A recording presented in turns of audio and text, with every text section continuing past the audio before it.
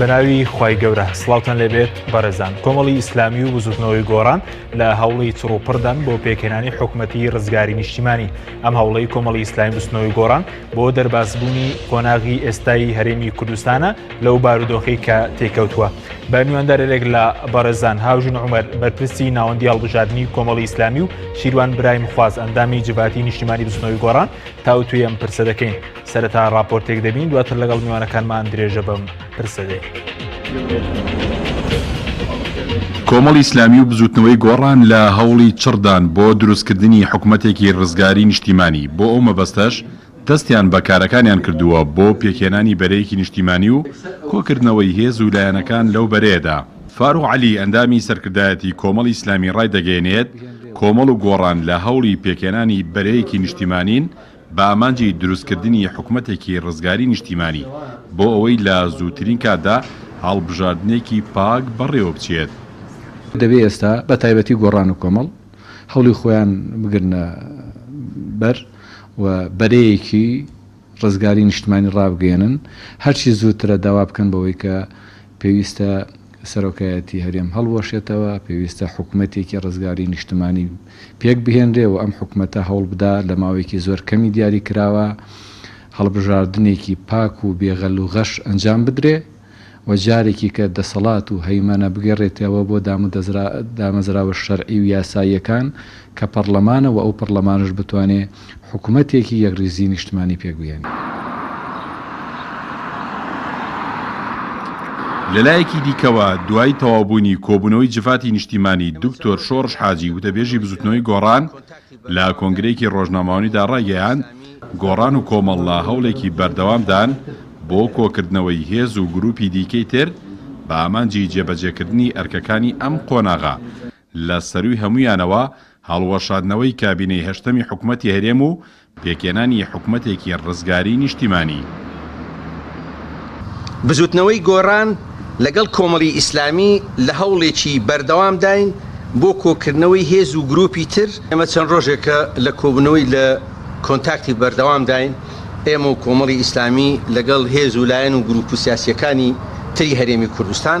و ئێمە پێمان وایە دەبێت جارێ حکوومەتی هەرێمی کوردستان خۆی هەست بەوە بکات کە ئەم شکستە گەورەیان بەدەست سەرگەلەکەماندا هێناوە باشتر وایە خۆیان دەست لە کار بچێشنەوە و ئەو جەراعەت و دڵسۆزیان بۆ خەڵکی کورتیا بێت کە خۆیان دەست لە کار بچێشنەوە و سەرۆکی پەرلەمانی کوردستان مامۆستا یوسف گەڕاوەتەوە. ئێستا ئەویش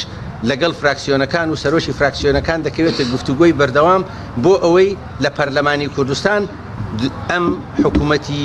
ڕزگاری نیشتیمانیە دروست بکرێت. وتەبێژی گۆڕان ئاماژە بەوەش دەکات سەرۆکی هەرێم و جێگرەکەی شەرعەتیان نییە پێویستە دەستبەرداری پۆستەکانیان بن و دامەزراوەی سەرۆکایەتی هەرێم نەمێنێت و سیستەمی پەرلەمانی بچەسپێ. سەبارەت بە میکانیزمی پێکهێنانی حکوومەتی ڕزگاری نیشتیمانیش شۆڕش حاجی ئەوەی خستە ڕوو سەرۆکی پەرلەمانی کوردستان لەگەڵ فراکسیۆنەکان لە هەوڵدایە بۆ دەرباسکردنی گەلەکەمان لەم قۆناغە و میکانیزمی حکوومەتی ڕزگاری نیشتیمانیش لە پەرلەمانەوە بڕیاری لەسەر دەدرێت.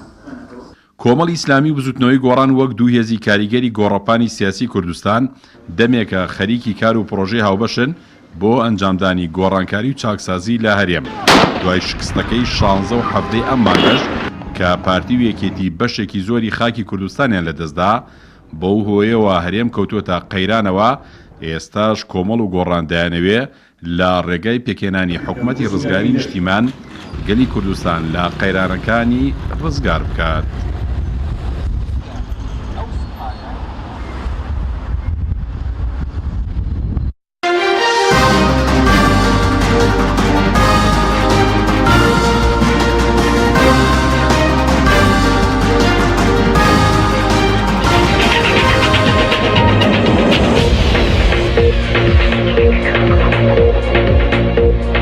دووبارە سڵاوتان لێبێت بەڕێزان، سوپاس بۆ میوانەکانمان بەخێر بێن، سوپاس بۆ ئامادەبوونتان کە کاژنەگەر لە بەڕێستانەوە دەست پێ بکەین باس لەو جمەجۆڵەی کۆمەڵی ئیسلامی بزوتنەوەی گۆڕان بکەین بۆ پێکهێنانی حکوومەتی ڕزگاری نیشتیمانی. ئەم جمەجۆڵە بەکوێ گەیشتووە؟ بەناوی خۆی گەورە و میهرەبان زۆر سپاس بۆ بەڕێستان و بۆ میوانە بەڕێزەکەشتان. لە ڕاستیدا دوای ئەو کارەساتەی کە لەسەر دەستی دەسەڵاتدارانی کورد بە دەرەجەی یەکەم بەسەر ئەزمموی کوردی لە هەرێمی کوردستان هات وەکو دوایین زنجیرەی ئەو شکست و نامەتیانەی ڕوبەڕووی ئەم هەرێمە ئەکرێتەوە. ئەو بیرۆکەیە گەڵاڵە بوو کە ئێمە لەبەردەم واقعەکەین کە کۆمەڵێک هێزی ناو دەسەڵات یا یەک دوو هێزی تەقلیدی ناو دەسەڵات بە هیچ شێوەیەک ئامادەنیندان بنێن بە شکستە و هیوای ئەوەیان جارێکتر لێ ناکرێت کە ئەم گەلە بگەنە کەناری ئارامی وە لە مافە دەستوری و مێژووی و ڕەواکانی خۆی نزیکی کەنەوە بگرە بە پێچەوانەوە ساڵ لە دوای ساڵ و زەمن لە دوای زەمن فاکتەر و کارتی بەهێزی زیاتری ئەم گەلە دەدۆڕێنن چ هەندێک لە هێزە سیاسەکانی وەکو کۆمەڵ و گۆڕانوە نەک هەر ئەو دوو هێزە کۆمەڵێک لە نخبەی نیشتیمانی ئەم وڵاتە نخبەی ڕۆشنبیر ئەهلی فکر و معریفە و خەڵکانی ئەکادیمی و تا کەسایەتی کۆمەڵاتی ئەوانەی کە قسە ڕۆیشتن ناو کۆمەڵگەی کوردیە ئەم بیرۆکەیان لا گەڵاڵە بوو کە بەڕاستی ناکرێت جارێکی تر چۆنەڵێ واقعی ئەم هەرێمە بدرێتەوە دەستی ئەم دەسەڵاتدارانەیە یا لانی کەم بکرێن بە چۆنەڵێ لایەنی تاکو تەنها بۆچی بۆ ئیدامەدانی ئەم مۆزعە کارە سەتاویە. بۆیە لە ڕۆژانی ڕابردووە کۆمەڵێک هەوڵ دەستپێکرا بە تایبەتیش لەسەر ئاستی هێزەکان لە کۆمەڵی ئیسلامی و بزوتنەوەی گۆڕانەوە دەستپێکرا کۆمەڵێ ئەوەندەی من ئاگدار بم کۆمەڵێک لیقاعاتی حیزبی کراوە و پاشان کان کە بڵێن خۆشم حەزۆرم هەبووە لەگەڵ نخبەیەکی ئەکادیمی سەقافی و چۆنەڵێ ڕۆشنبیری دەستەبژێری هەرێمی کوردستان کراوە بۆ ئەوەی بە چه هەنگایەک دەست پێ بکرێەوە هەموو هەوڵەکان و هەموو بیرەکان و هەموو تەسەوراتەکان یەک بخرێ بۆ ئەوەی بە ئاراستەیەکی زانستی و تەندروست وە بە ئاراستەیەکی نیشتیمانی دەست پێ بکرێ. گەیشتوەتە ئەوەی بەڕاستی کۆمەڵی خاڵ گەڵاڵە کراوە ئەتوانین بڵێن دیارترینی ئەو خاڵانە لە ڕاگەنراوەکەی کۆبوونەوەی جڤاتی نیشتیمانی بزوتنەوەی گۆڕانە خرانە ڕوو کە ئەویش لە کۆمەڵێک ئەگەر دووبارەی کێنەوە کۆمەڵێ ڕوکن یەکەمەوەی تۆ ئەساسەن بێ لە کۆمەڵێک هێز وە کۆمەڵێک کەسایەتی نیشتیمانی کۆمەڵی هێزی نیشتیمانی لەسەر تاسەری کوردستانە بەرەیەکی سیاسی دروستکەی کە ئەرکی بریتی بێ لە ڕزگارکردنی نیشتیمانی و پەڕاندنەوەی ئەزمموی کوردی بە خەڵکیەوە بە ئەزممویەوە بۆ دۆخێکی ئارامتر بە تایبەتی کە گەیشتینە یەقینێک ئەم بەڕێزانەی کە ئێستا وەکو دەسەڵاتداری تەقلیدی هەرێمی کوردستانە ناتوانن ئەوە بکەن پاشان مەشروعێکی سیاسی ئامادە بکرێ بۆ چۆنەتی ئیدارەدانی ئەم مەرحلە ئینتیقالیە ئەم مەشروع سیاسیە ئەو هەڵوێستانێت یعنی دیدگای تیاابێ سەبارەت بە ئەو دامەزراوی ناوی سەرۆکایەتی هەرێمە مەسەلەن تەمەنی حکوومەت تەمەنی پەرلەمان چۆن وا بکەین نەخشەیەکی سیاسی تازە بە ڕعایەتی دەولی دروست بێ پاشانیش ئێمە دەبێت مراهەنە لەسەر شتێک بکەین بەڕاستی ئێستا یەکێک لەو فاکتەرانی وای کرد ئەم جموجوڵە دەست پێ بکە ئێمە تقریبان ئەتوانین بڵێن نیمچەیەقینمان هەیە یا کۆمەڵێک بەڵگەمان لەبەردەستە کە نە دەسەڵاتداریانی عێراق وە نە کۆمەڵگەی نێودەوڵەتی و هەرێمی ئامادەن جارێکی تر مامەڵە لەگەڵ بارزانی بکەن بە تایبەت و ئەو هەڵوێستەی لە ئەنجومەنی ئاسایش لە ڕۆژانی ڕابردووە دەربردا کە ئەمان داوا دەکەن هەڵبژارنەکان لە کاتی خۆیان بکرێ ئەمە ئەگەر لێکدانەوەی بۆ بکرێت چۆنەڵێ دەبێت لێکدانەوەی زۆر هەستیاری بۆ بکەین و لێکدانەوەی گرنگی بۆ بکەین ئەویش ئەی سەلمێنێک کە هیچ دەسەڵاتێک و هیچ دامەزراوەیەک شەرعیەتی یاسایی نەماوە بە سەرۆکایەتیتەوە و بە حکوومەتەوە و پەرلەمانیشەوە هەمووی 14-15 ڕۆژێکی ماوە بۆیە بەڕاستی ئەم وای کرد ئەم جموجوڵانە دەست پێ بکرێەوە ئەم ڕعایەتە دەولیە دروست بکرێەوە ئێمە بیهێنین بۆچی بۆ ئەوەی پرۆسەی ڕزگاری نیشتیمانی پرۆسەیەکی ئینتیقالی دەست پێ بکەین کە نەک لە هەڕەشەکانی عێراق و دەرەوە بمان پارێزێ بەڵکو وا بکەین لە ناوخۆی هەرێمی کوردستانیشە ئەم هۆکارە مەوزوعی و خارجیە بە فرسەت بزانین بۆچی بۆ ئەوەی واقعێکی سیاسی ستاندار دیموکراسی بهێنینەکایە کە جارێکی تر وەکو ئەم بارە شێواوەی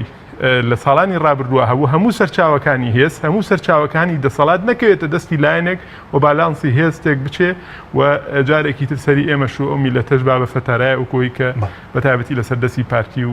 بەشێکی دیار لە یەکێتی نیشتیمانی کوردستان ئێمەیان بەم ڕۆژەگەیان سوپاس دەکەم دۆتەگرم بڵای بەڕێز کاک شیروان جەناب شت بەخێر بێی سەبارەت بە هۆڵی کاک هاوژین دەستی پێکرد کۆمەڵی ئیسلامی و بزنەوەی گۆڕان کە ئێستا دەستیان پێکردووە و توێژی ڕاستەقینە لەگەڵ هێزەکانی تریش کراوە بۆی ئەم هەوڵی کردداریداوە لەم بارەیەوە هیچ ئیلانێکی تریان لەناو حیزب یاخود بەرەیەک ڕەزامەندینوان بێ کە ئەم حکوومەت ڕزگاری نیشتیمانی پێک بێنرێت زۆر سپاس بۆ ئێوە هەروەها سلااو ڕێزمێ بۆ بینەرانی کەناڵی پێیان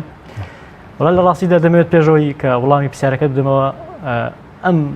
دۆخە چۆن دروست بووە ئەم باردۆخی کە ئەمڕۆ تووشی خەڵکی کوردستان بووە چۆن دروست بووە دیارە هەر لە ئەوەڵ ڕۆژەوە کە خەڵکی هەرێمی کوردستان ئەم سیاسەتەی یەکێتی و پارتی بینیوە شکست لە دوای شکست بەسەر خەڵکی هەرێمی کوردستان داهێناوە خۆمان بینیوتانە لە کوردستان بەداخەوە هێزی نیشتیمانیمان نەبوو بە تایبەتی لە ڕووی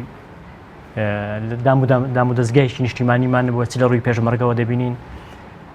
هەردوو لایەن دەسەڵاتدار پارتی چیەشێتی یەکتیان تاوانبار دەکەن یاخود تۆمەتبار دەکەن بۆی کە خیانەتی نیشتیمانیان کردووە ئەمە ڕاستی ئەوەی ڕاستیەکەی ئەوەیە کەم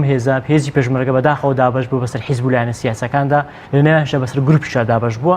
جگەلەوەی کە لە ڕووی ئیداریەوە ئیدارێکی فەشەل بووە ئیدارێک بووە کە دەبینین لە کوردستان کۆی حکومڕانی لە هەرێمی کوردستان ئیدارێک بۆ بە عەقڵەتێکی نەزانانە بەڕێوەبراوە جگەلەوەی لە ڕووی اقتصادیەوە کە ئابوورێکی نەزۆکمان هەیە نەمانتوانیوە ئابوورێکی تەندروست دروست بکەین و هەروەها ئەو مۆدی لە حکومڕانیە شکست خواردووە کە یەکێتی و پارتی دەستیان داوەتێ کە بە تایبەتی لە ناوچەکانی کەرکووک کە دەبینین 14 ساڵ لە پارتی دموکراتی کوردستان و یەکێتی نیشتیمانی کوردستان لەوێ حکومڕانی دەکەن دەبینین چ نەهامەتیان بەسەر خەڵکی فەقیر و هەژار و کەم دەرامەت داهێناوە دەبینین ئێستا خەڵکانێکی لەم ناوچەدان کە تووشی دەربەدەری و ئاوارە بوون ئەمە پەیوەندی بەوەیە کە حکومداری پارتی دموکراتی کوردستان و یەکێتی نیشتیمانی کوردستان لەم ناوچەیەدا ڕاز نەبووە و تەندروست نەبووە بەڵکو ڕێگایشیان گرتو بەرکە ڕێگای چەساندنەوە لە ناوبردننی هەرچی مقدراتی خەڵکی کەرکووک و ناوچەدا بڕندراوەکانە ینی ویستوانە شکۆی ئەم ناوچەیە بشکێن چ لە ڕووی حکومڕانیەوە چ لە ڕووی ئیداریەوە جگەلەوەی کە اینجا ئەوەی پارتی دموکراتی کوردستان بەداخ پارتی دموکراتی کوردستان و یەکێتی نیشتیمانی کوردستان چ لە کاتی ئاشتیدا یعنی بوونە زەرەر بەسەر گەلی کووردا چونکە کاتێک ئاشتی دروست دەکەن ئاشتی تەباوی ڕێگزی لە نێوان یەکێتی و پارتی دەبێت ئەمە هەرچی سەروەت و سامان لی دزن یعنی بە نوێژینەوەڕۆ ئەوە ڕۆژ کە پارتی دموکراتی کوردستان و یەکێتی نیشتیمانی کوردستان لە شاخەوە هاتنە خوارەوە هەرچی خێروبەری ئەم وڵاتیان بەسەر خۆیان دابەش کرد و بەشێکیان ئاودی و ئێران و فرۆشتیان ئەمە لەلایەکەوە لە چ لە کاتی شەڕیشدا دەبینین نەهامەتی گەورەیان بەسەر خەڵکی فەقیر و هەژار و خەڵکی فەقیر داێنن دەبینین چێ دەکوژرێت چێ شەهید دەبێت هەر خەڵکی فەقیر و هەژار و کەم دەرامەتە ئابینی تۆ کوڕی بەرپرسێک لەو بەرپرسانە کوڕی مەسعود بارزانی تەنانەت برینداریش بێ جگەلەوەی کە ینی بکوژرێ بۆیە هەموو ئەم بابەتانە عینادی خودی مەسعود بارزانی ئەم دۆخەی کە ئێستا تێدا دەگوزارێ ئەم دۆخەی کە خەڵکی هەرێمی کوردستان دەبینین لە نەهامەتیشی گەورەدا دەژی ئەمە خودی مەسعود بارزانی گەورەترین بەرپرسیارەتی دەست دەکەوێت چونکە لە مێژووی خۆیدا نەیتوانیوە مسقاڵەیەک ینی مسقاڵێک خێروبەرێک بۆ ئەم وڵاتە بێنێ بۆیە پێم وایە ئەمە بەرئەنجامی ئەو عینادیانە کە پارتی دموکراتی کوردستان و یەکێتی نیشتیمانی کوردستان گرتویانە بن سەبارەت بەوەی کە چۆن بتوانین لەم قەیران ڕزگار بکەین کە ئەمە پرسیارێکە کە خەڵکێکی یەکجار زۆر چاوەڕێ دەکات لە بەتایبەتی لە دوو هێزی سەرەکی کە بستنەوەی گۆڕان و کۆمەڵی ئیسلامی کە ئەمانە بەتایبەتی بستنەوەی گۆڕان و کۆمەڵی ئیسلامی کە پێشووتر چ لە ڕێگای بەرپرسەکانەوە چی لە ڕێگان ئەو کەسانی کە قسەیان بۆ تەلەڤیزیۆنەکان کردەوە چ ئەو مقابلێک کە کردووانە چ ئەوانێک کە ئەو گفتوگویانی کە لەگەڵ هێزی ئیقلیمیەکان کردووە چ ئەو گفتوگویانی کە لەگەڵ هێزەکانی عێراق کردووە و تەنانەت لەگەڵ یەکێتی و پارتیش هەموو ئەو مەترسیانیان پیشانداوە کە دەبێت ئێمە ناوچەکان لەدەست بدەین تکایە دەکەین عینادی بەسە بەڵام بەداخەوە گوێیان لە خەڵکی ڕۆشنبیر و مستەقەفین و هەروە هێز و لایەنە سیاسەکان نەگرێت بەتایبەتی بستنەوەی گۆڕان و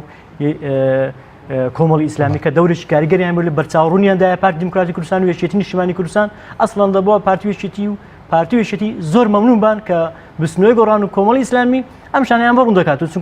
چونکە ئەوان عەقڵی ئەوان نییە بیر بکەنەوە و عەقڵی ئەوان نییە کە چۆن استراتیج و چۆن پلان دادڕژن بۆ داهاتوو سەبارەت بە بەرەکە ئێستا ئێمە بە کورتی بۆ لەگەڵ کۆمەڵی ئیسلامی برایانی کۆمەڵی ئیسلامی کە هەردووکمان پێکەوە ئەمڕۆ کە بستنەوەی گۆڕان ڕاگەاندراوێک یاخود بڵێم کۆنگرێکی ڕۆژنامە چی بەستووە لەگەڵ برایانی کۆمەڵ کۆبوونەوە دیارە دەمانەوێت بەرێکی نیشتیمانی دروست بکەین بۆی خەڵکی کوردستان لەو باردۆخ سیاسیتی کەوتووە ڕزگاری بێت باشە لە پێک دێ و بەرە نیشتیمانیە اینجا ئێمە لەگەڵ کۆمەڵە لە گفتوگۆ داین و کۆمەڵی ئیسلامی و بستنەوەی گۆڕان کۆبوونەوەی خۆیان دەکەن لەگەڵ لایەنەکانی تر ئەو لایەنانەی کە دەیانەوێت کوردستان ڕزگار بکرێت اینجا ئەو بەرانە هەرچێ بن کەەوە کاکاوژینش باسی کرد اینجا ڕۆشنبیرانن ئێمە تەنانەت بیرشمان لەوەی کردوتەوە لەوانەیە کە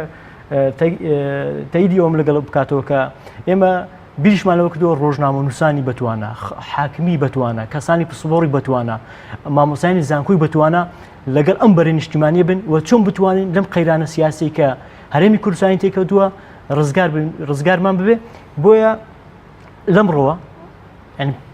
کە بەجددی کەوتونە سەرخەت و دوێن لەگەڵ هێزی ئیقلیمەکان کارمان کردووە و بەڕێز دکتۆر یوسف دەورێکی کاریگەری هەبووە لەسەرەوەی کە لەگەڵ وڵاتانی دەرەوە لەگەڵ وڵاتانی کراوە لە سەرم پرسە بەڵێ جا بە هەر بۆ دڕونکەمە وڵاتانی دەرەوە بۆ زانیاری جەنابەت وڵاتانی دەرەوە مامەڵە دەکەن لەگەڵەوەی کە چی هەنگاو دنێ ئەوان بە دوای بەدیلا دەگەڕن لە ئێستادا بەدیل بۆیە بستنەوەی گۆڕان و کۆمەڵی ئیسلامی دەبێت بە زووترین کات ئەو هێزانە بکەونە سەرخەت بۆ ئەوەی چونکە شکستی ئەوانە دۆڕاون هەر کاتێک خوا باوەتەواکەم پارتی و یەکێتی دۆڕان کە دۆڕاون هەر کاتێک بیانەوەی مامەڵە لەگەڵ بەغدا بکەن نەهامەتی گەورەتر بەسەر کوردستان دادێنن بۆیە دەبێت کۆمەڵی ئیسلامی و بستنەوەی کۆمەڵی ئیسلامی و لەگە بستنەوەی گۆڕان وەگەڵ لەگەڵ لایەنەکانی ترە بکەوێتە گفتوگۆ بۆی خەڵکی کوردستان ڕزگار بکە ئەگەر نا پارتی و یەکێتی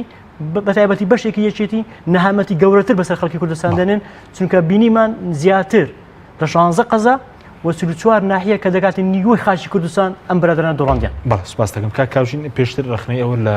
کۆمەڵی ئیسلامیستەوەی گۆڕانش دەگرا کار بەیاننامە دەکەن ئەم جارە چۆتە بواری کردداری و کرد لە بەیاننامە تێبپەڕێ ئەو دروستکردنی ئەو بەرەی نیشتیمانیانی کردارەکە دەستی پێ کردووە هەوڵەکان دەستی پێ کردووە دەتوانی بڵێ ئەم هەوڵانە دەبێت تۆ بەرەو پرۆسەیەکی گۆڕانکاری گەورەی ڕیشەیی هەوڵەدەی هەنگاو بنەی کە کۆمەڵێک هەڵەی مێژوویی یالانی کەمی چارەکە سەدەی ڕابردوو ڕاستکەیتەوە ئەمە بەڕاستی زەمینە سازیێکی باشی دەوێت نابێت پرۆسەیەکی عەفەوی بێ ڕاستە هاوڵاتیەکی ئاسایی کە سەیری واقعەکە دەکا ئەو لە کۆمەڵێک گۆشەنیگاوە سێرێک مافی خۆیەتی وەکو تاک بۆ منە لایەنە ئیجابیەکانی ئەم قەزەیە بۆ حیاتی خۆی بە زوویی ببینێ کە ڕەنگە لە هەمویان زیاتر مەسەلەی خۆشگوزارانی و شایسە دارایەکانی خۆی بێ و بەڕاستی کۆمەڵی مەسائلی تر بەڵام ئەمە زەمینە سازیەکیەوێت چونکە تۆ نابێت دیسانەوە بەڕێ کابڕۆیتەوە کە ئەم بەڕێزانە پیان ڕۆیشتون پێشتر یەک لەو شتانە بۆ نمونە ڕەنگە تۆ سبەینێ وەفدێک دروستکە ئەم وەفدە مەرج نییە هەمووی وجوهی حیزبی بێ بۆ نمونە لە کۆمەڵ و گۆڕان ئەوە هاتبێ نابێت کۆمەڵ و گۆڕان غرورێکی سیاسیویان هەبێ بۆ منە کۆمەڵی هێز بکەنە دەرەوە کۆمەڵی کەسایەتی بکەنە دەرەوە دەبێت ئێمە بە هەنگاوەکان زۆر چۆنەڵێ بە مەدروسانە هەنگاو بنێن بۆچی بۆ ئەوەی ئەم ئیشە بکەین ئەم هەوڵانە کاک حەکیم ڕاستە ئەوەی دەوێت بەڵام بەڕاستی ئێمە کاتیشمان کەم لە بەردەستە بۆیە هەوڵەکان زۆر چڕوپڕن کۆبوونەوەکان بەردەوامن تا نیوەی شەو و ڕەنگەوەی کە زۆر شت ئێستا ئیعلان نەکرێ مەسەلەکە ئەوەیە تۆ لە حاڵەتی تاوتویای ئەم هێزانە تۆ کە قسەیان لەگەڵ دەکەی قسەیان هەیە و جەهنەزەریان هێشتیان هەیە دەبێت دۆخەکە بە تەواتی چۆنەڵێ لە دۆخی دەڵەمەییەوە بچێتە دۆخی بەستنەوە ئەنجا ئەو کاتە بۆ خەڵکەکە ئەوکە ئینجا هەنگاوە عەمەلەکان تۆ لەسەر کۆمەڵێک ئاست دەبێت هەنگاو بنێت لە ئاستی ناوخۆ ئاستی هەرێمی بە بەغداشەوە و بەڕاستی ئاستی نێودەوڵەتی باش ئێستا هەنگاوە کردارێکە لە کوێ دەستی پێکردووە بۆ نمونە هەنگاوە کردارەکان تەبعاً لە ڕووی تەسەورات هەنگاوەکانی دەستپێکردن ئەو ڕوکنانەی ئەم پرۆسەیە پێویستێتی لە ڕووی نەزەریەوە ئامادەیە دەتوانین بڵین ئەوەی کە ئێستا من هەندێکیم بۆ باس کردی وایە بەشێکی زۆری لە بەیاننامەکەی بزوتنەوەی گۆڕانە هەیە لە ڕووی ئاسی نەزەری لە ڕووی کردداری تۆ دەبێت ئەم هێزانە ئەم کەسایەتیانە لە دەرگایان بێ ئەم مەشروع بخەیتە ڕوو ئێستا لە دەرگای لە دەرگای هێزەکان دراوە بەڵام بەڕاستی وەکووتم جارێ ناتوانانی ئەو شتە تا بە تەواتی نەگاتە حاڵەتی لەم ڕۆژانە ئێمە هیوادارین چکە داوامان کردووە کارەکە کارێکی بەپەلەیە بە تایبەتی ژێسا کە کۆمەڵگەی نێودەوڵەتی دوای وەستانی هاتنە پێشەکانی سوپای عێراق و حەشدی شعبی و چۆنەڵێ چوونەوەی ئەو هێزە ئەمنی و سەربازیانەی عێراق بۆ ناوچەکانی پێش شەڕی داعش مەرحەلەی گفتوگۆی هەولێر و بەغدا دەست پێکە ئەمە وەکو قۆناغی دووەم ئێمە کە داوای دەکەن ئەم حکوومەتە هەڵوەشێتەوە حکوومەتێکی ڕزگاری نیشتیمانی ئەوە بکەین بۆ چییە بۆ ئەوەی کە ئەو حکوومەتە هەستێ بە ئەرکی مفاوەزات بە ئەرکی نوێنەرایەتیکردنی واقعی کوردی بۆ مفاوەزات لەگەڵ بەغدا ئەمە لە ڕووی مەوزوعی لۆژیکیشەوە دەبێ وابێ ئەمانەی ئەم بەڕێزانی کە ئێستا دەسەڵاتدارەتی هەرێمەکەن بەزیون لە ڕووی دەرونیشەوە بەزیون ئێمە نامانەوێت کۆمەڵێ هێزی بەزی و کۆمەڵێ دەرونی بەزی و بچێ مفاوەزات کات چکە دەرونی بەزی و ئامادەی هەموو تەنازولێکە بە تایبەتی ئەمانە هەموو شتێکەکەن لە پێناوی مانەوەیانە لە دەسەڵات ئەوەی لە ڕۆژانی ڕابردوویە کردیان هەنی بەڕاستی بەڕاستی چۆنەڵێ هەر ئینسانێک کە تۆزێ شەهامەتی هەبێەوە قبول ناکات ئەوەی کە ئەو تەنازولاتانەی کە دەیکەن ئەو قسە گۆڕینانە یعنی بەڕاستی من شخصی خۆم کە کادرێکی بەسیتی حیزبێکم کە لە جزئێکی قەراری سیاسی هەرێمی بەدەسە یا جزئێک لە قورسایی سیاسی هەرێمی بەدەسە بەڕاستی ڕێ بە خۆم نادەمەوە بکەم بەڵام سیرەکەی کاک فازڵ میرانی بەرپرسی مەکتەبی سیاسی هێزی یەکەمی سیاسی هەرێمی کوردستان نەدێ لە ماوەی 2 ڕۆژە سیرەکەی شانازیەکە هەولێریشێک بۆ کا بە عێراق لە کاتێکا لە 24 نۆە چ قسەیەکیان نەکردیان و 26 نۆ ئێمە جا ئەبی بە 2 دراوسێ هەوڵە دێن 2 دراوسەی باش بین بۆیە بەڕاستی ئێمە نامانوێت ئەوە بکرێ هەوڵەکان لەبێ زۆر بە مەدروسی ئەو خۆ دەکرێت ئەمەژە بە هێزانە بدە یاخود چونکە ئەزان چۆنە لەو بازنە سیاسیانیم کە مکەلەفم بە ئەو هەنگاوانە ڕەنگە ئێمە شارەمان پێکرابێ بەڕێزت لەگەڵ هەموو هێزەکان لە کوردستان دەرگیان دراوە ئەگەر تا ئەم دقیقەیە هەمووی لە دەرگای نەدرابێ بەڵام بەرنمەکە ئاوا تێگەیشتنەکە ئەوەیە هەموو هێز و کەسایەتیەکی نیشتیمانی دەبێت لە دەرگای بدرێ پرۆسەکە پارتیشەوە من قەنەعەتم وایە ئەگەر بەڕسمیش نەکرێت طبعا خۆ دەزانی ئێستا یەکێتیەکمان نییە یەکێتی یەکەممان هەیە دووەممان هەیە طبعا تۆ من بە نەزەری خۆم ڕەنگە لە ئێستادا یەک لەو تەرەفانەی بە تایبەتی نزیکترینیان ماڵباتی تاڵەبانیە تۆ بیهێنی بخیتە ناو معادلەکەەوە ڕەنگە لە ڕووی یاساییشەوە پرۆسەکە بتانی ئاسانترکەی بۆ پەرلەمان کە شەرعیەت لە حکوومەت بسەنێتەوە و کۆمەڵێک هێزی تر هەن بەڕاستی ناکرێ بکرێنە دەرەوە ئەو هێزانی کە لە هەرێمی کوردستان هەن ڕاستە بەشێکیان بەشێک بوون لەو پرۆسە وێرانکاریە هاوکار بوون بەڵام ئەم پرۆسەیە بۆ ئەوە نییە خەڵک بخرێتە دەرەوە ئەم پرۆسەیە بۆ ئەوەیە کە بەڕاستی نوێنەراتی ڕاستەقینەی هەرێم بێ و ئەم مرحلة انتقالية بكري بسرتها بوشي بو مرحلة كبراسي واقعي سياسي لواقعي ستاندار وموضوعين زيك بكريتها أويك استائمة همان بو دولة دارين بو دركة هر هموي احتراما بو ام جمله بكاري هنا اويك لكرداريا بيلن كلكترا يعني كومال الشتيه براستي دركه ون علاقات خارجي مان علاقات خارجي بو ون الدوله داري مان او بو ون ابوري سر بخو بهز مان هبو ون وبراستي نسبايك اجتماعي مان هبو ام برادرانا كارساتكيان او لما يدوس صالي رابر سمعي سياسي وديمقراطي هريمان زور ناشرين كرد بەڵام بەوەشەوەنەوەستان هاتن سومعی سەربازی هەرێمیشانەوە کرد کە بە درێژایی مێژوو هەرێمی کوردستان کارکتەرە کوردیەکان بە کارکتەری جەنگ ناسراون بە خەڵکی جربەزە ناسراون بە خەڵکێک ناسراون هەرگیز لە شەڕا نابەزن بەڵام ئەمان هاتن کارێکیان کرد ئێمەیان وەکو چی لێ کرد ئێمەیان وەکو سوپای بەزیوی عێراق لێ کرد لە مووسڵا کە لە 2014 کاتێک داعش و ئەم سوپایە کە عەقیدەی قیتالی نەبوو وەکو بەفرتوایەوە بۆیە بەڕاستی هەنگاوەکان هەن و لە دەرگای هێزەکان ئەدرێ بە من قەنەعەتم وایە بە زۆرێک لەو هێزانەی کە ئەمڕۆ ڕەنگە یەکێتی بڵێن پارتی دیموکراتی کوردستان لە هەولێر کۆی کردبوونەوە چونکە ڕاستە کەم نییە ئەمڕۆ 32 حیزب کۆبوون مەرج نییە هەمووی بەڵام کاکە ئێستا بۆ نمونە بە نەزەری من یعنی تۆ ئێستا حیزبێکت هەیە یەکگرتووی ئیسلامیت هەیە حیزبی شیوعیت هەیە بزوتنەوەی ئیسلامیت هەیە ئەم هێزانە قسەکە ئەوە نییە هیچ هێزێک ئاوت بکرێت قسەکە ئەوەیە هەموو سەرچاوەکانی هێز جارێکی تر نەدرێتەوە بە لایەنێک یا بچێتە ژێر کۆنتترۆلی لایەنێکی وەکو پارتی دیموکراتی کوردستان کە کۆمەڵگەی کوردی تووشی نەهامەتی بکە ئەبێ ئەم سەرچاوانە لەو بسێنرێتەوە بدرێتەوە بە کۆمەڵگە بۆیە بەڕاستی پرۆژەکە پرۆژەی ئاوتکردنی خەڵک نییە ڕێخستنەوەی نێوماڵی کوردیە دروستکردنی واقعێکی سیاسی تازەیە کە تەمسیلێکی حقیقی کۆمەڵگەی کوردستەکەم کاک شیرۆنەوەی کاکاژین باسی ئاسی ناوخۆی کرد ئەوەندەی کە بەڕێز داگەدار بێ ئەمڕۆ بەڕێزشی لە کۆبوونەوەی جواتی نیشتیمانی بستنەوەی گۆڕان بەشدار بووی ئەگەریەوەیە کە وەفدیش پێک بێنرێ بۆ نمونە بۆ توێش لەگەڵ بەغداد لەگەڵ وڵاتانی دراوسێ لەگەڵ وڵاتانی دەرەوە بۆ دروستکردنی ئەم حکومەتە و ینی برنە پێشی ئەم قۆناغە ڕاستی ئێمە دەبێت هەموو ئەو ڕێگانە بگرینە بەر کە ڕێگای مەدەنین ئەو ڕێگانە بن کە بتوانین خەڵکی کوردستان لەو نەهامەتی ڕزگار بکەین و دەشکرێت ئێمە وەفتی دروست بکەین بەڵێ یەکێک لە خاڵەکانەوەی کە وەفت دروست بکەین کە کاکاوژینش باسی کرد شەر نییە لە بەس کۆمەڵی ئیسلامی و بستنەوەی گۆڕان دەکرێت خەڵکی پسپۆر خەڵکی شارەزا و زایدین ئەو حیزبولایەنە سیاسانی کەترن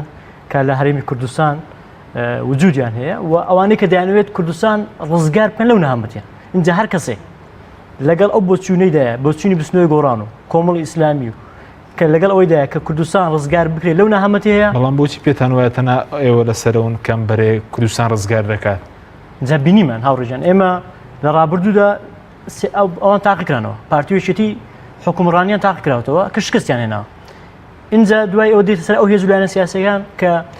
چۆن وجودی خۆیان بسپێنن کە بتوانن خەڵک ڕزگار بکەن لەو نەهامەتیە. ئێمە پارتویەکێتیمان بینی وە لە پێشودا چیان کردووە هەرچی کاری قێزەون و خراپ و دەردەسەری بەسەر ئەو میلەتیان داهێناوە. ئەمە خەڵک لای ڕوونە و لای ئاشکرایە و پێشودری ئێمە ئەومان پێوتون بۆیە ئێمە دەڵێن کە ئەو خەڵک ئێمە هەر کەسێک ینی هەر بوو لایەنێک هەر حیزبێک بۆ چوونێکی باشی هەیە لەسەر باشکردنی بژێوی ژیانی هاوڵاتیان باشکردنی سیاسەتی هەرێمی کوردستان ئێمە پشتگیر دەکەین ئێمە بە خۆشمان بە پشتگیر دەزانین وەک لەگەڵ ئەوژان ئێمە شانبەشانی ئەو ملی دەدەن ڕێزداگە دەربرا لێدراوە بۆ بێت بۆ نمونە پاشەوە تەشکیلی بۆ بەغدا لەگەڵ کۆمەڵگەی نێودەوڵەتی وڵاتانی هەرێمایەتی قسە بکرێت لەسەر ئەم پرسە وەک دڵی نامێ زۆر پسمە وردەکاریەوە بەڵام هەنگاوی زۆر جدی دەدەندرێ و هەنگاوی زۆر باش دەندرێ نراوەیان دەنرێت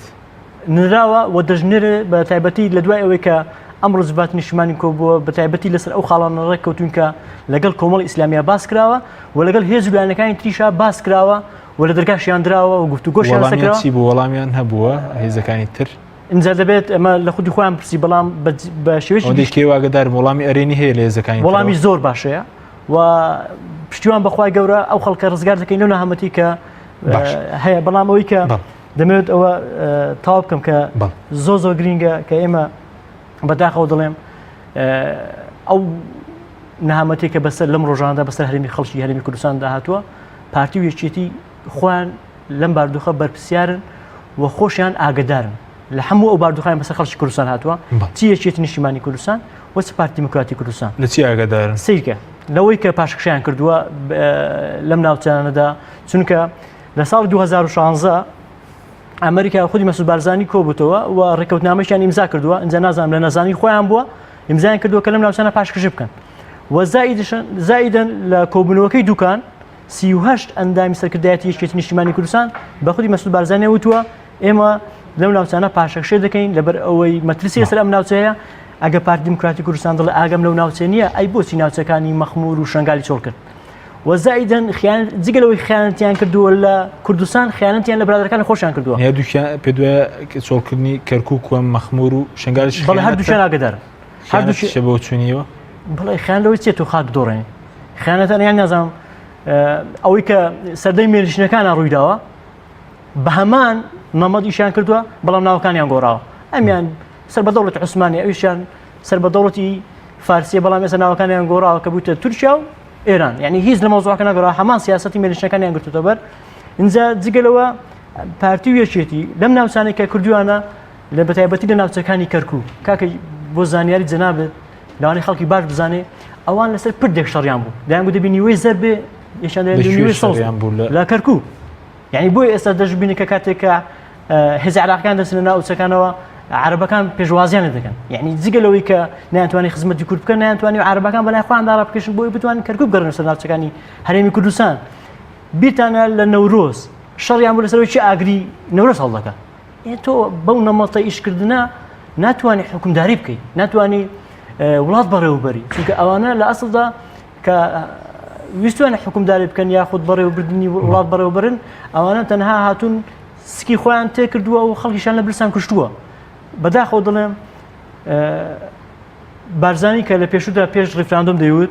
ئەوەی دەقەومێ ئەوەی دەبێت لەسەری من حسابی بکەن کاکە دەیان خەڵک کوڕی شەهید بووە مەیتەکەی نهاتەوە هەتی بۆ نایە قسە بکەیت ئەوە تا قسەی کرد و ڕوونکردنەوەیدا باسیەوەی کرد کە لایەنێکی سیاسی بەرپرسیارە چەند کەسێک لە ناولایەنێکی سیاسی جا پێشتر باسم کرد لە دوکان بە مەسعود بارزانی وتووە ئێمە لەو ناوچانە پاشکرێ دەکەین چونکە دەبێت بە هاوبەشی بەڕێوەبن بۆ زانیاری حکوومەتی عێراق دەوێت لە ڕێگای دەستورەوە قفڵ لە دەستی سەرکردە کوردەکان بدەن چونکە هەر کاتێک کە دەوێت لە ڕێگای دەستورەوە چونکە ئەم ناوچانە بەپێی مادەی 140 ناوچەی جیناکۆکن دەکرێت لە ڕووی ئیداریەوە هەردووشیان بەڕێوەبرن بەڵام لەبەر ئینادی سیاسیان لەبەرەوەی ئەوەندە ئیناد بوون ئەم ناوچیان لە دەست ئێمەدا بەداخەوە بەڵێ سپاس دەکەم کاکەوژین ناوبڕێکمان هەیە دوای ناوبڕەکە دێمەوە لای بەڕێز و قسە سەرەوە دەکەین حکوومەتی نیشتیمانی ڕزگاری نیشتیمانیەکانی چی دەبێت دەکرێمەوە لای بەڕست بەڵێ بینەرانی بەڕێز ناوبڕێی کورت و نەگەڕێنەوەڵاتە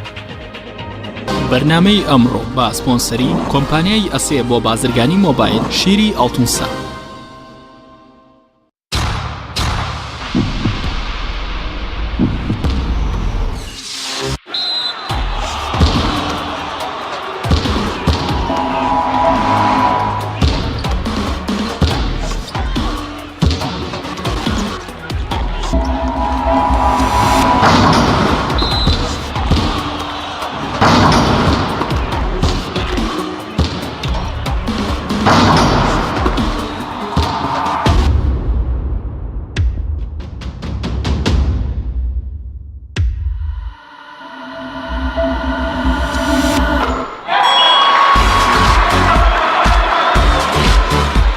سەرکەوتنە گەورەیە تەنها شیری وشکی ئاڵتونسای تەمێکی ڕاستەقینە و 100% سروشتی نۆشی کە و هەمیشە بە بەهێزی بمێنەرەوە. نوێترین ئۆفەر لە کۆمپانیای ئەسێەوە ئێستا مۆبایلی زیرەکی ئەسێ Q5S 4G LTE کە بە فینگرپرینت کار دەکات بە قستی مانگانەی تەنها 59,000 پێشەکی و مانگی تەنها 14,000 دینار. نوێترین مۆبایلی زیرەک و پێشکەوت و بە نزمترین نرخ بۆ تۆی خۆشەویست ئەسێ Q5S 4G LTE. سنتەری گوڵهنگ بۆ جادەرمانی سروشتی بۆ لە شولارێکی ڕێک و تەندروست هەڵدەستێت بە دابینکردنی کۆمەڵێت چای جادەرمان لەوانە چاینانە بە سوودە بۆ ڕخۆڵە و گەدە و نەهێشتنی غازات مێشک و سووری خوێن چالاک دەکات لە دڵتێک هەڵچوون دەتپارێزێت بە تایبەت بۆ ئافرەتانی دووجان چای زەنجەفیل و لیمۆ هەنجوین بەرگری لەش بەهێز دەکات و بە سوودە بۆ هەڵامان شەشی لەشکەم دەکات و لاشت پاک دەکاتەوە لە مادەی ژەهراوی بە سوودە بۆ ئەوکردنی قورگ و فرێدانی بەڵغەم چای سەوزی جینگۆ کۆلسترۆل دادەبەزێنێ بە سوودە بۆ دابەزانی پەستانی خوێن و ڕێگرە لە زەهایمان چای جیسینگ بە چای دژە پیری ناسراوە توانای سێکسیت بەهێز دەکات و چالاک بەشی جگەر و دڵ و مێشک و گورچی لەیە چای گوڵە حاجیلە دژی هەوکردن و گرژبوونی ماسوولکەیە تادا دەبەزێنێت و ئازار کەم دەکاتەوە هەروەها بە سوودە بۆ ئازاری سووری ماگانە.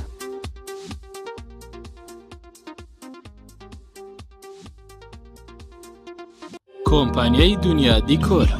کۆمپانیای دنیا دیکۆر ئامادەیە بۆ دانانی دیکۆراتی ماڵ و شوێنە گشتی و حکومیەکان. کۆمپانیای دنیا دیکۆر هەڵدەستێت بە دروستکردن و دانانی کەوانتەر و ژووری نووسن و ئۆفیسی گەشت و گوزار و جبسم بۆردی مەغریبی و کاغەزی دیواری ئیتاڵی و تەختەی ئەرزی تورکی و ئەڵمانی و جیاکردنەوەی هۆڵ بە SDF و MDF و داری سروشتی. کۆمپانیای دنیا دیکۆر دنیایەک بۆ دیکۆراتەکانتان. ناونیشان سلێمانی فەرعی یەکەم شەقامی بازنەی مەلیک مەحموود بەرامبەر پارکی مەلیک مەحموود. فەرعی دووەم شەقامی بازنەی مەلیک مەحموود بەرامبەر سۆپەرمارکێتی ئاڵتون. فەرعی سێیەم ناوچەی پیشەسازی یەک بەرامبەر تاقیگەی بیناسازی. کۆمپانیای دنیا دیکۆر. تۆپ ئارت تاکە بریکاری تۆڕی میدیایی کۆمەڵ بۆ دروستکردن و بڵاوکردنەوەی ڕیکلام. تۆپ ئارت.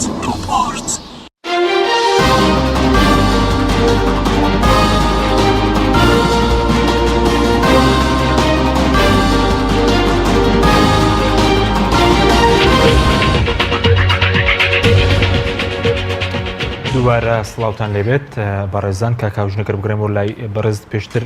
پێشناوبڕەکە پرسیارەوەم لێ کردی ئەو حکوومەتە ڕزگاری نیشتیمانی کێوەدەتانەوێت پێک بێنرێت ئەرگەکانی چی دەبێت بۆ ماوەی چەند دەبێت؟ ئەو حکوومەتە ئەوەی کە بە نەزەر گیراوە ئێمە تەسەوڕمان لەبارەوە گەڵاڵە کردووە و هەر حکوومەتێکی ئینتیقالیش بۆچی دروستە بێ کۆمەڵە مەهامی هەیە لە حاڵەتی هەرێمی کوردستان یەک لە مەهامەکانەوەیە ئەم دانوستانەی کە مجتمعی دەولی داوای دەکا و عێراقیش داوای دەکا لە بینی هەرێم و ناوەندا بەڕاستی بێ بە ئەرکی ئەم حکوومەتەی ڕزگاری توێژ لەگەڵ بەغداد بکات لەم بۆچی توێژ بکات؟ بۆچی بۆ ئەوەی تۆ دانیشی باز لە حقوقە دەستوریەکان کەی باز لە بەرگرتن لە ماڵوێرانی زیاتر بکەی باز لە گێڕانەوەی حقوقە سیاسی ئەمنی دارایی چۆن لێ مستحقاتی خۆت بکەیت لە هەموو ناحێکەوە ئەوەی بتانی دۆخەکە بەرەو کارەساتتر نەبرێ و ڕێی لێ بگری و بەڕاستی شتەکان بخەیتەوە حاڵەتی ئاسایی خۆی و هەڵی پێشوو ڕاستکەیتەوە کە ئەم برادرانە لە جۆری علاقەیە ناڵبیان. ئەو زانیاری کە پێشتر بەڕێز زانیاری دقیقە کەوتت بەرپرسانی بەغدا مامەڵ لەگەڵ ئەم بەرپرسانی ئێستا ناکەن بۆیە گرنگە حکوومەتێکی ڕزگاری نیشتیمانی پێک بێنرێ بۆی هەم چارەسەری کێشەی موچەی فەرمانبەرانیش بکە لەگەڵ بەغداد؟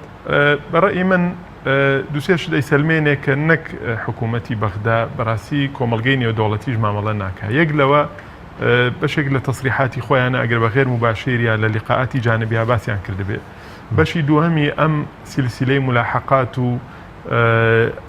ئەمر بالقەبز و فەرمانی دەستگیرکردانەیە کە ئەمانە ئێستا دەرەکەوێ وەکو تاوانبار مامەڵیان لەگەڵەکەن نەگوەکوەوەی شەریکێکی سیاسی لە عێراقا یا کەسێک کە نوێنەرایەتی میلەتێ بکەن و پاشان کۆمەلگەی نێودەوڵەتیش ئێمە بەڕاستی ئەگەر لەگەڵ جیهەتێکی ڕسمی باڵادەستە ئەومان نەکردبێ بەڵام بە حکمی ئەوەی مەزدەری قەرار یا بۆ نمونە ئەوانەی کە لە وڵاتانی ئەوروپا و تایبەتیش ئەمریکا قەرار گەڵاڵە ئەکەن و سیاسات بەرهەمەهێنن بریتین لە سین تانکەکانی فکر ئەوانەی کە مؤسساتی فکرین مؤسساتی دراساتی سیاسین هەموو ئەمانە کە قسەیان لەگەڵە کرێەوە بە لیقاعاتی شخصی و بە لیقاعاتی غێر ڕسمی باز لەوە دەکەن کە دەسەڵات و ئیدارەی ئەمریکا و وڵاتانی ئیزلێزیش بەڕاستی ئامادەنین جارێکی تر لەگەڵ ئەم دەسەڵاتدارانە و بزاتیش بارزانی مامەڵەکەن چونکە نەسی قسە دەماودەم باس کراوە کە بارزانی کەسایەتیەکە ئاستی سیاسی و لێهاتووی سیاسی و شارەزایی سیاسی نییە پیاوێکی خوێنەوار نییە پیاوێکە خاوەن خیبرەی دەوڵەتداری نیە پیاوێک کە ناتوانێت احترام لە قەراراتی دەولی و لە سیاسەتی دەوری بگرێ. یعنی ئەو نامەیە کە تیلەرسن نردوێتی لە 23 مانگا بەڕاستی هەموو ئەو شتانەی کە ئێستا تێزی دکتۆرا و ماستەری لە مێژووی هاوچەرخا لەسەر ئەنووسێ مێژووی هاوچەرێکی کورد کە ئەمە کیسنجەروای کرد کە ئەمە لە ئەرشیفی بەریتانیا لە ئەرشیفی عوسمانیا لە ئەرشیفی رووسیا هیچ لە نامەکان بەقەدەر ئەم نامەیە ئەتوانین بڵێن لە کاتی خۆیان قورساییان نەبووە. تۆ کە هاتووی ئەم نامێ ئیشت پێ نەکردووە و شارود دەتەوە لە شەریکە سیاسیەکانیشت و خیانەت لە میلەتیش کردووە کە ڕەنگە بەوە ئەوتوانی زۆر هەنگاوی سیاسی تر ئەم هەرێمە بەریتە پێشەوە. بۆ خەڵک نەوتراو نامەیەتوە من ئەوەی من ئاگدارم تا سەحافەی غەربی تا سەحافەی ڕۆژە ئاوایی ئاشکرای نەکرد ئەمان ئاشکرایان نەکرد وەگەرنا بەڕاستی ئەو نامەیە قیمەتی زۆر زۆرە و بەڕاستی ئەیتوانی چۆنەڵێ ئەم هەرێمە کۆمەڵێک هەنگاوی گەورە بەرێتە پێشەوە و چۆنەڵێ ئەو هەتا ئەو خەتەواتە نادستوریانی ئێمە هەمان بوو بە زەبری هێز بە منطقی هێز ئیشمان لەسەر کرد بووە نقطەی زۆعفی بەغدا بوون بە هەلمانزانی بوون بۆ ئەم پێشێلکاریە دەستوریانە ئێمە چی بە یاساییان بکەین و قەناعەتی دەولی بکەوێتە کار بۆشی بۆی قەناعەتیش بە عێراق بکەن چاوپۆشی لەوە بکات کە هەمان بووە. بەڕاستی ئەمە هەموو بەڵگەن لەسەر ئەوەی کۆمەڵگەی نێودەوڵەتی جارێکی تر و بارێکی تر لەگەڵ بارزانیە مامەڵەن ناکەن ئەمە بە ڕسمی و غێر ڕسمی ژووتراوە و عێراقیش دڵنیا بن ئەمانە سەر کێشەی بۆچی وەکو تاوانبار مامەڵیان لەگەڵا بکەن زاتیش بە دووری مەزانە. ئێستا گەر بۆ نمونە حکومەتی ڕزگاری نیشتیمانی پێک بێنرێت عێراقیش مام لەگەڵم سەرکردن نەکات دۆ خێرم لە ڕووی موچاوڵات هێنج بم شێوێ دەمێنێتەوە بۆ زەرور ئەم حکومەتە پێک بێنرێت. ئێستا ئیشی لەسەر کرێت لە عێراقدا دەستورە و دەبێ ئەم دەستورە ببێ بە مەزەلەی هەموو حیواراتی بینی لایەنە ناکۆکان و بەڕیعەتی دەولی. لە دەستورە هەرێم هەر پارێزراوە هەرێم کە لای ئێمە 4 محافەزەیە لای ئەوان 3 محافەزەیە طبعاً هەڵەبجە لە هەرێمی کوردستان ناکراوە بە محافەزە بەڵام هێشتا لە عێراقا پەرلەمانی عێراق بڕیاری نەداوە. ئەم هەرێمە مافەکانی زامنە بەڵام کۆمەڵێ شوێنمان هەبووە کە تا ئێستا لەبەردەستی ئێمە بنۆکو ناوچەجێ ناکۆکان بە پێی دەستور ئەمانە دەبووە ئیداری مشتەرەکیان هەبێت. واقعێک لە دوای هاتنی داعشەوە ئەوە بووە سێرەکی کۆمەڵێشتی نەخوازراوە هاتۆتە پێشەوە ڕەنگە هەردوو لە چایان لێ پۆشی بێ یا لە ناوخۆشە ئێمەمانان کە پێمانەڵێن حیزبی بەیاننامە یەکێ لە سەبەبەکان ئەوە بووە کە ئێمە بوونی داعش مەترسیەکانی داعشوای لێکردین ڕوبەڕووی مەسئولێتێکی کردینەوە کە نەکەوینە ململانەیەکی جدی لەگەڵم برادرانە. خاڵی دووەم ئەوەیە ئێمە نەمانویستووە بە ئالیەتی خۆیان وەکو پارتی دیموکراتی کوردستان لانیکەم بە ئالیەتە نادیموکراسیەکان ئیش نەکەین بۆیە کە پارتی هەنگاوێکی نادیموکراسی ئەنێ هەنگاوێک دەنێ بۆ کردنە دەروی خەڵکێک لە ساحەکە ئێمە نەمانیستۆ بۆ ڕێگەیەدا بڕێن وەکو هێزی مەدەنی بەڵام ئێستا واقعەکە جیایە هەموو زروفەکان یاری دەدەرن و لە ناخۆشا زەرورەتێکێ بۆیە بۆ تاواکردنی پرسیارەکەی بەڕێز باسی یەکی لەرکان لەگەڵ بەغدا و توێژ لە ئاستی ناو خۆیان دەبێ وەکوی ئەنجومەنی ئاساییشیش ڕەیان وایە و کۆمەڵگەی نێودەوڵەتی داوایکەوە بە پێی معلوماتەکانی منیش ئەوەی بە کۆمیسیۆن وتراوە کە UN پیانوتون دەبێ ئیشکەن لەوەی بۆ ئەوەی تۆماری دەنگدەران پاپ بکەنەوە و ئامادە باشی بکەن بۆ هەڵبژاردنێکی پاک و بێگەرت ئەبێ ئەم حکوومەت ڕزگاریە نیشتیمانێکی لە ئیشەکانی ئەوە بێ بە چاودێری UN و کۆمەڵگەی نێودەوڵەتی کار بکە بۆ ئەنجامدانی هەڵبژاردنێکی پاک و بێگەرت لە هەرێمی کوردستان بۆ ئەوەی نەخشەیەکی سیاسی پاک و بێگەرد و عادیلانە و منصیفانە بێتەکایەوە. خاڵێکی تر ئەوەیە کە بەڕاستی بەردی بناغی قوارەیەکی سیاسی مۆدێرندانێ لە هەرێمی کوردستان کۆمەڵەشت هەبوو دەبوو بمان کردایە کە پێمانەوە بۆ ئەچین بەرەو دەوڵەت بەڵام لە ئێستا شائڵم و ئەو کاتە ژووتومە پارتی دیموکراتی کوردستان باش دەیزانی ئەم هەرێمە پێویستی بە دەستورە ئەم هەرێمە پێویستی بە قەزایەکی سربەخۆ عادیلانەیە پێویستی بە ئابوووریەکی شەفافە بەڵام هەموو ئەمانەی نەکرد بۆچی داینابوو ئەگەر ئەم دەوڵەتە سەر بگرێ لە قۆناغی پێش دەوڵەتە ئەمانە نەکا بۆ ئەوەی ڕوبەڕووی دەستورێک نەبێتەوە کە لە کاتێکان نووسرابێتەوە خۆی باڵادەست خۆی حکومڕانی ئەو حەدی هەرێمی کوردستان نەبێت داینابوو ئەگەر بین بە دەوڵەت هەموو ئەمانە لەو کاتیا بکە بۆ ئەوەی جێپەنجەی بنەماڵی پێوە بێ بۆ ئەوەی جێپەنجەی ویست و ئارەزۆکانی حیزب و بنەماڵی خۆیانی پێوە بێ و دەستورێک بنووسرێتەوە کە ئێمە 50 ساڵ چاوەڕێ بکەین تا شۆڕشێکی بەهاری کوردی دروستە بوو وەکۆی چۆن لە وڵاتانی ڕۆژهەڵاتی ناوەڕاست وڵاتانی عەرەبی دروست بوو کۆمەڵ ئەرکی گرنگێ ڕەنگە لەو نەخشە سیاسیە لەو مەشروع سیاسیەی کە مەفروزە بنووسرێتەوە ئامادە بکرێت بخرێتە ڕوو وردەکاری ئەو ئەرکانەی تابێت کە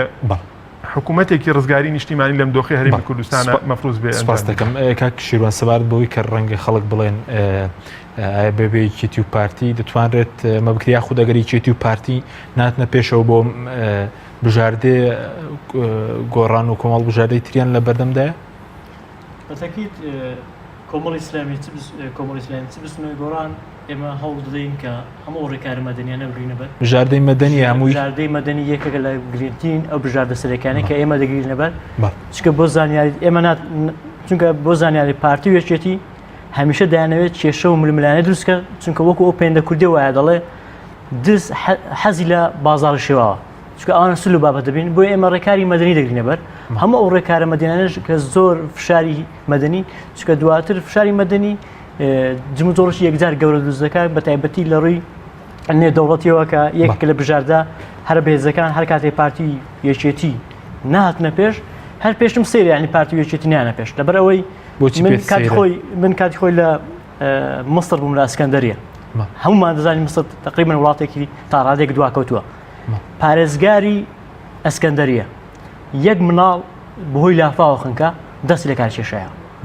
دەبێ ئەسڵەن پارتی و یەکێتی ئەو سەرکردانەی کە ئەمڕۆ نەهامەتی و هەرچی دەردەسەری بەسەر خەڵکی کوردستانیاندا دەبێت دەست لە کار بکێشنەوە دەبێت بار بکەن ئەمانە بڕۆن چونکە عقڵەتی ئەوانە عقڵەتی نەزانانەیە ئیدارانە نییە کارژێرانە نییە بۆیە پێم سێرە پارتی و یەکێتی ئەسڵەن بیلەوە دەکەنەوە کە جارێکی تر بێنەوە سەر حکم یانی دەبێت هەوڵ بدرێت لە ڕێگەی هێزم ئەو هێزانەی کە خاوەن پرۆژن خاوەن پلانن چونکە دەرکەوت ئەوانە ئەسڵن پیلانیان هەیە نەک پلان پارتی و یەکێتی ئەوەی کە ئەوەندەی پیلانیان لە خەڵکی خەشار و خەڵکی فەقیر و کەم دەرامەدانەوە پلانیان نەبوو بۆی چۆن بتوانن حکومڕانی هەرێمی کوردستان بکەن بۆیە بەس بۆ پەرلەمان ئێستا و بەرەی کە نیشتیمانێکەوە تانوی پێکمێ دەتوانێت لە ڕووکورسی پارلەمانیەوە ئەوەندە کۆبکاتەوە بوون ئەوەی کە ئەمڕۆ تێبێژ بستنەوەی گۆڕاوەتی دەبێت حکوومەتی ڕزگاری نیشتیمانی لە پەرلەمانەوە میکانیزمەکەی دیاری بکرێت جێمە دوو ڕێکار دەگرینە بەر ڕێکارێکیان ڕێکاری حیزب و لایەنە سیاسەکانە ئەمە بەلایەکدا ڕێکارێکیان یاساییە لە ڕێگای پەرلەمانەوە ئێمە سەرۆکی پەرلەمان لەگەڵ فراکسیۆنەکان بە تایبەتی سەرۆکی فراکسیۆنەکان دادەنیشێ وە گفتوگۆی ئەو بابەت دەکەن و چۆن بتوانن حکوومەتێکی ڕزگاری نیشتیمانی دروست بکەن ئینجا لێرە دەردەکەوێت چێ لەگەڵ گەلدایە چێ لەگەڵ ئەم خەڵکانەدایە کە دایانەی کوردستان بفرۆش یعنی بۆیەوە بە جوانی دەردەکەوێت بۆ لای خەڵک ڕوون دەبێتەوە کە ئایا دەیانەوێت خەڵک ڕزگاری بێ لەو نەهامەتی دەرەسەریە بۆ لای خەڵک ڕوون دەبێتەوە خەڵک بەڵام ئەمڕۆ ئێمە بینیمان بۆ نمونە لە یەکێک لە کەناڵەکانی پارتی باز دەکە سێشەممە پەرلەمان کۆ دەبێتەوە پەرلەمانی کوردستان وڵای نازانم ئاگاداریەوە نیم کە بۆچی کۆ دەبێتەوە چونکە من پلانەکەم دەبێتە زانێ کە پەرلەمانی کوردستان بۆ چمە بەسێک کۆ دەبێتەوە بەڵام هەر کەوتبوونەوەیەکی پارتی و یەکێتی بەتەنها دەرکەوت دەدۆڕێن دەرکەوت لە ڕیفراندۆمیش لەبەرەوەی گویان لە کۆمەڵی ئیسلامی بستنەوەی گۆڕان نەکرد چیان لێ بەسەرهات و ئەو نەهامەتیانە بەسەر خەڵکی کوردستاندا دێن ئەوە ڕاستیەکەیەتی کە نانەوێت هێزە ناوخۆیەکان یەکگر بن ئەگەر پارتی و یەکێتی بیلەوە بکەنەوە جارێکی تر ئەو عینیادیە بەرنەسەرێ بەس بە خۆیان حکومداری وڵات بکەن بەسەر ناکەن زۆر باش بەڵام ئێستا بۆ نمونە هەندێک لە کەناڵە سێبەرەکان باز دەکەن ئەم هەوڵە بۆ ئەوەیە سلێمانی لە هەرێمی کوردستان جا بکرێتەوە ئەم حکوومەت ڕزگاری نیشتیمانی بۆ ئەوەیە سلێمانی بۆ لە هەرێمی کوردستان جیابکە حکوومەت ڕزگارە حکوومەتێکی گشتگیرە بۆ سەرتاسەری کوردستانە زۆر پرسیارێکی باشە ینی خەڵک ئێستا پرسیار دەکەن دەڵێ باشە بۆچی بستنەوەی گۆڕان و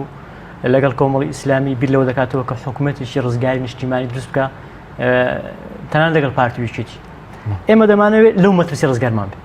چونکە خودی پارتی و یەکێتی دەیانەوێت ئەم ناوچەیە بکەن بە دوو ئیدارە دەیانەوێت ففتی بەفتی بۆ خۆیان دابەش بکەن و خۆیان سەرپەرشتی ئەم ناوچانە بکەن بەڵام ئێمە دەمانەوێت یەکەی سیاسی هەرێمی کوردستان بپارێزی و تەنانەت هەر کەسێکیش بیر لەو ڕێگای بکاتەوە ڕێگایەکە جارێکی دەمانگەڕێنەوە بۆ سەردەمی نەوەڵتویەک یا سەردەمی شەڕی ناوخۆ جارێکی دەمانگەڕێنەوە بۆ نەهامەتی و دەردەسەری بەسەر خەڵکی کوردستان داتووە بۆ ئێمە دەمانەوێت وەکو بستنەوەی گۆڕان وەکو کۆمەڵی ئیسلامی ئەمە لە زنی خەڵک لا بدەین کە بیانەوێت دوو ئیدارەی دروستکەن و تەنانەت هەر بۆ زانیاری بەڕێزشتان هەر یەکە لە حەیدەر عەبادی و مالکی بیر لەو ڕێگا دەکەنەوە دوور مەزانە پارتی و یەکێتی بەوە ڕازی بن کە بیانەوێت ئەم ناوچەیە بکەن بە دوو ئیدارە ئەم ناوچەیە جارێکی تر سنووریان نێوان دێگەڵە و پردێ بێ جارێکی تر بیلەوە بکەنەوە کە هەموو شتەکان بەسەر خۆیان دابەش بکەن ئەمە لەوانەیە پارتی و یەکێتی زۆرشیان پێخۆش بێ بەڵام حکوومەتی ڕزگاری نیشتیمانی لە پێنا ئەوەیە کە هەرێمی کوردستان وەکو قوارێکی سیاسی بپارێزێت. سپاسم کاتمان کەمەوە ئەگەر ئەم پرۆژەیە قبول نەکرێت هەرێمی کوردستان لە بەردەم چیدا ئەگەر ینی ئەم پرۆژێ قبول لە حکوومەتی ڕزگاری نیشتیمانی ئەم دۆخە بەم شێوێ بمێنێتەوە. خۆی سێ ڕێگەمان هەیە بۆ چەسپاندنی ئەم ضرورەتە نیشتیمانیە هەنووکەیە لەسەر ئەرزی واقع. ڕێگەی یاسایی هەیە کە بەڕاستی ئەوش خەریکە لاواز دەبێت بە حکومەوەی هەر پەرلەمان خۆی لە بەردەم ئەکسپایر بوون و تاوابوونی ماوەکەیەتی. ڕێگەی سیاسیمان هەیە و ڕێگەی جەماوەریشمان هەیە. ئێستا ئێمە لە دۆخێکی ئاساییانین تا بۆ نمونە بەدیار هەندێک وەسائیلی ئاسایی یا فەنیەوە دانیشین. ئێستا ضرورەتێکی تاریخیە. ئێمە لە بەردەم داڕمانێکین لە کۆمەڵێ ناحیەوە. دارمان لەسەر ئەرزی واقع، دارمان لە ڕووی ئەخلاقی دەسەڵاتداری، دارمان لە ڕووی ئەزمموی سیاسی، دارمان لە کۆمەڵی مەسائلی تر. یعنی بۆیە بەڕاستی ئەو تەحەدیانەی کە هەن وا دەکەن ئێمە هەندێک هەنگاو هەڵگرین و بەڕاستی قەنەعەت بە خۆمان بکەین کە چاوپۆشی لە بەرژەوەندەکانی خۆشمان بکەین. ئێستا هەموو خەڵکەڵێ بۆ بەس کۆمەڵ و گۆڕان بەرژەوەندێکی حیزبتان لەم پرسەدا نەخێر ئەزانین چۆنە بە تەبیعی خەڵک بڕۆ لە هەموو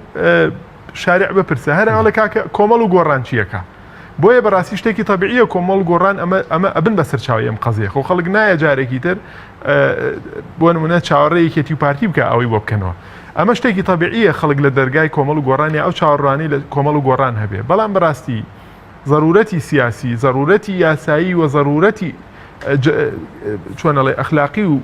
حتا تەنانەت ویستی جەماوەری وا ئەکا کە ئێمە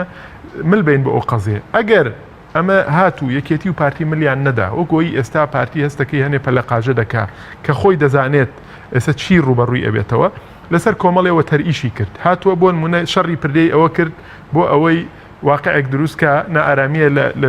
لە کەرکک دروستکە، بەڵام شکایەوە بەسەر خۆیان خەریب و نائارامیەکە بڕوا بۆ هەولێر. هەر یەکسەر لە ماوەی نیو سەعاتا میدیاکانی پارتی تەختیەکەیان یەکسەر 180 پلە پێچوانە کردەوە ئەوەیان کرد. لەسەر ئەوە تەرئیشی کرد فەشەلی هێنا. لەسەر ئیبرازکردنی دەوری خراپی حەشدی شعبی و سوپای پاسداران و ئەوانە کرد بۆ ئەوەی ئینی ئەمریکا چۆنەڵێ لە وەتەری ئەمریکا وەتەری تورکیا بە ئەمەش دەست بەتاڵ دەچوو. هات بۆ نمونە کۆمەڵی خەڵکی کۆ کردوەوە لە ئەوروپا یا مەسعود بارزانی خوازانی لە چ کوونێکایە بەیان نامە دەرەکا کە لەو ڕۆژەوە دەرنەکەوتۆتەوە تازە بە تازەیە داوا لە شارعی لە شەقامی کوردیەکە لە ئەوروپا بۆچی بێن وڵاکا کە شتێ بکەن زەخت دروستکەن لە کاتێکا بەپێ هەندێک معلومات زۆرینێ ئەو بەڕێزانەشی کە بەشداریەوەکەن خەڵکی کوردستانی ڕۆژەڵات و بەشە کوردستانەکانی ترن خەڵکی هەرێمی کوردستانی خەڵکی کوردستان لەبەر خودی مەسعود بارزانی هەڵاتوە. نەخێر